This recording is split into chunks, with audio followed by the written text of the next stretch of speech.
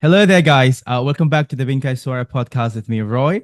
I'm here today with a very, very special guest, Jay Funk. Hey, man, what's up? Hey, all good. How are you? I'm doing great. Yeah, thank you for coming. First of all, but and second of all, congratulations on the release of "I Don't Believe in Karma." It's really amazing song. It's a really amazing song. It kind of gives me like a haunting vibes, but really emotional and very very reflective, I must say. Such a well written and well composed song. It's really great. So congratulations on that on the release of the song. Thank you so much. It's actually your third time to be here on with us in Mm-hmm. the Bingkai Sora podcast. If you remember, you were here during the release of Kid a year ago, and then as a part of Manifest with the Maniac, the release of Maniac a few months ago. So this is the third time here. So yeah, we're very excited to talk about with you about this in particular. So yeah. Third time's the charm. Yeah, like just like what everyone says, third time's the charm. So yeah, I'm so Exactly. excited to talk about this song. But can you first tell us though a little bit about "I Don't Believe in Karma"? Yeah, I'd love to. I don't believe in karma, which I wrote 4 years ago, right before I discovered or heard about COVID. Um, I think, yeah, it was in early 2020 or like the start of 2020 in February.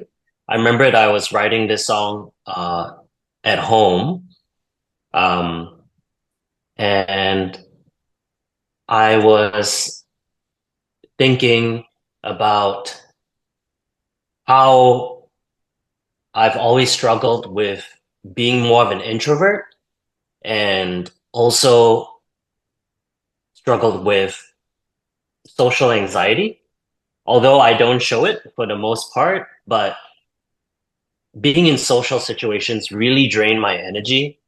And that was something I wanted to, pour into this song.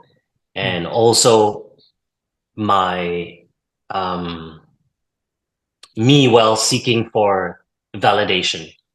And I've seeked for validation in a lot of the wrong things and in toxic kind of habits. And so I thought I portrayed that quite quite nicely in this song. Yeah. So how would you describe the song in 3 words? 3 words, Yeah. haunting, catchy, and also different. I do Wow. believe it's quite unique. Yeah, it is very unique. So yeah, I caught a glimpse of the promo video for this song on your Instagram, and it has this like eerie, almost unsettling vibe. Can you walk us through the creative choices behind that? What are you trying to convey with this mood and with this song?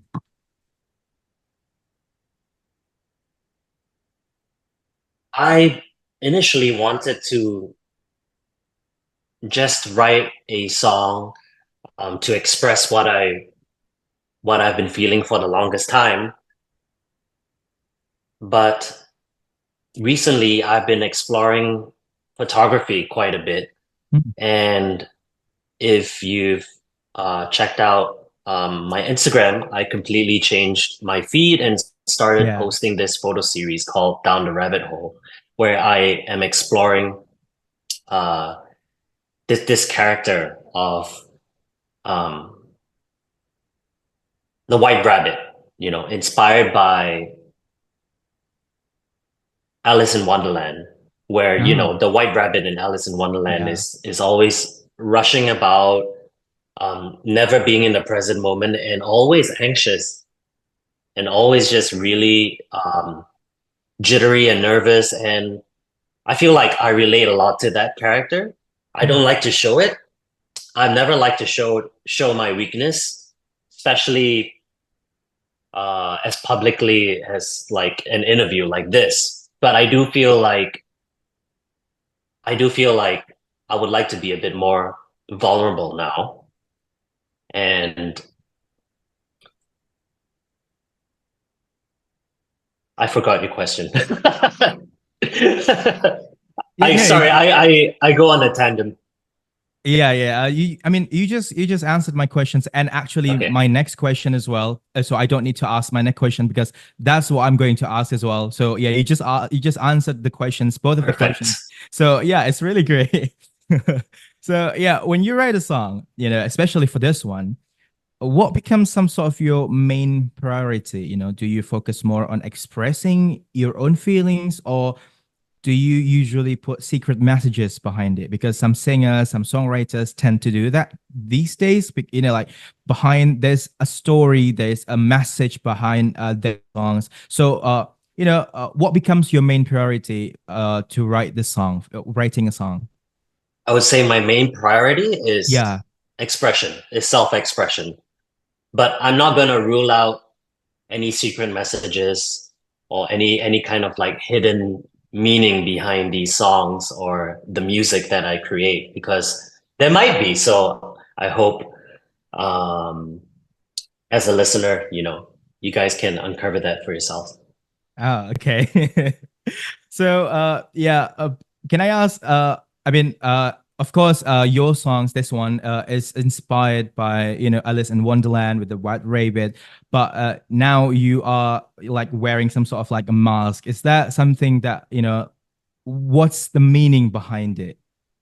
You wearing a mask at now, and then all of your I mean all of your posts in Instagram having you wearing a mask, wearing the same mask, all of almost every single post on Instagram. What's the meaning behind it? Great question. So this character that I'm playing now, right, inspired by the White Rabbit from Alice in Wonderland, um, is not just a reflection of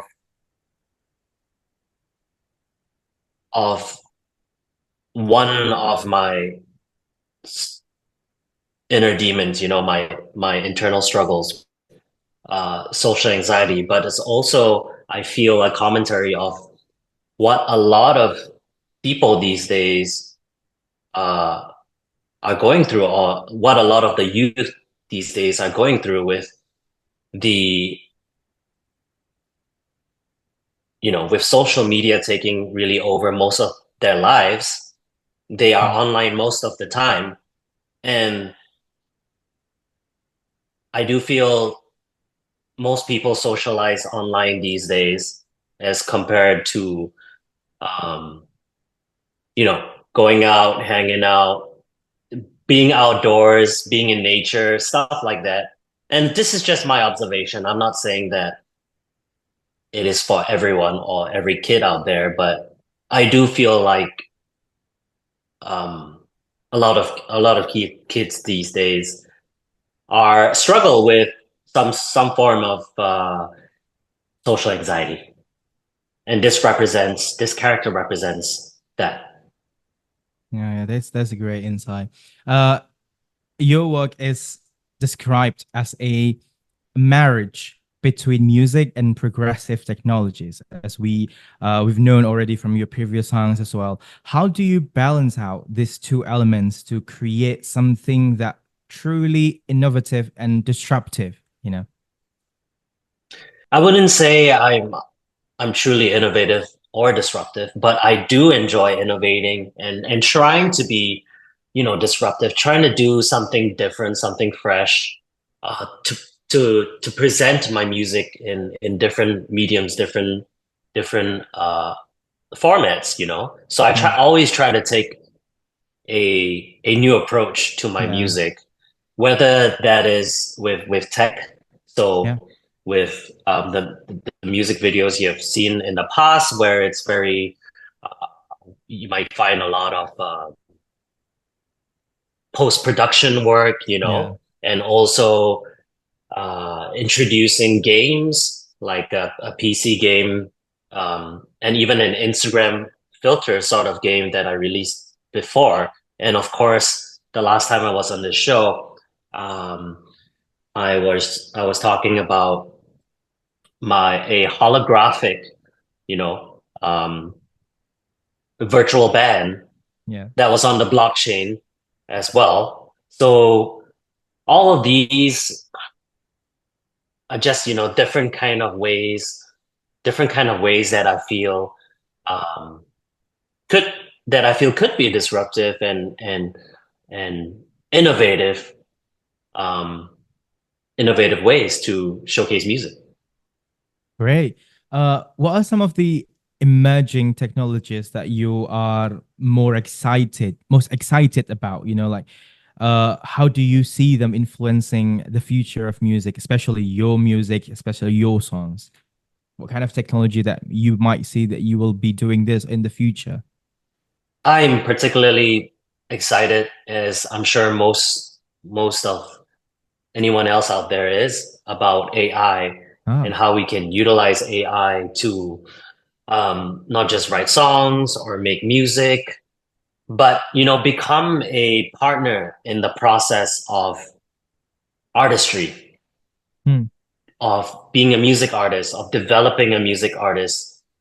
You can have different, traditionally you would have, let's say, you'd have a marketer, right? In yeah, your team, you may have like a manager to help you organize things, other songwriters you work with, right? And music producers, all of that can be modeled using AI. And so I'm trying to experiment, um, and also to work alongside with AI to create something that both humans and machine, can come together to create something yeah. even better than what we would be able to create alone as a human or as AI. So come together and just create something even more spectacular. That is really great. But looking back on your career so far, is there any is there anything, like you would have done differently, or do you have any advice that you wish you had received earlier in your journey of as a musician? I try not to think about that because it's too late. So I'm just gonna say that no. Everything that I've done so far in my life has got me to this point, which is Yeah. what everyone says, but I think it's a healthy way to think about, uh and a more optimistic way to think Yeah, yeah. about life. And I like this approach. Yeah, of course. But as a creator, what is it like when you hear that your music, that your songs has really helped someone in a hard time? Oh, it means the world to me, of course. Even if it's and most of the time they are strangers that reach out Hmm. to me, perhaps online, and just send me a message saying that, wow, I really relate to your song. Thank you for putting this out. Even if it's just like, my song gives like a momentary kind of escape to Hmm. whatever that person is going through, a personal struggle that they're going through, even if it's just 3 minutes of escape. Like, that is 3 minutes of their time, that they're taking out of their life for me, for the song. And I just it just means so much that it it helps them in some way, soothes them, or makes them feel like, they're not alone in this. Yeah, but do you have any artists or musicians that you really looked up to growing up that really inspired you when you grew up? I was thinking about this quite a lot lately. I would say my all-time favorite band, which I even at one point joined a cover band, Yeah. was the Red Hot Chili Peppers. Hmm. So I really like that band, how they blended uh how they blended funk and rock and rap. Yeah. And aside from that, I like, looking back, I was really into Linkin Park. as Oh well. my God, yeah. Linkin Park, Limp Bizkit. Yeah. Yeah, you know, that era of bands. You have such a great taste, by the way. Thank you. Is there any particular artists or musicians or like anyone else, anyone that you'd like to work with in the future? Like dream collaboration. Mm. Hmm. I haven't actually thought much about who I like to collaborate with. I've been very introspective lately. Yeah. Um, and I've been focusing a lot on my solo kind of work. So that's a really intriguing question. I would say I'm really open to writing songs with anyone, whether they're famous or not. Like I just enjoy coming together with another songwriter, another singer, and jamming. So Yeah. they're not. I don't think they're names that I can confidently put out there right now, but I'm really open-minded about collaboration, and that can be anyone. Great. But can I just say that the mask that you put on right now, that you're wearing right now, is really, really great. It's really amazing. It's just like I try to, as you speak, as you're speaking, I try to search on the internet for like the White Rabbit because it's been a while since the last time I saw Alice in the Wonderland. Of course. But like what I found is just like a cute white little rabbit, but yours is more like more terrifying, more haunting. Is there any Yeah, reason why you made it good like point. that instead of like the cutest, cutesy, adorable white rabbit? Okay, first of all, if you read the first edition of Alice in Wonderland, it's pretty dark. So Yeah, go check out the first edition. Um, and secondly, this is my version of the White Rabbit. You know, although yeah. it's I can relate to the Alice in Wonderland version. This version that I've taken upon myself, this character is more. I feel more genuine reflection of my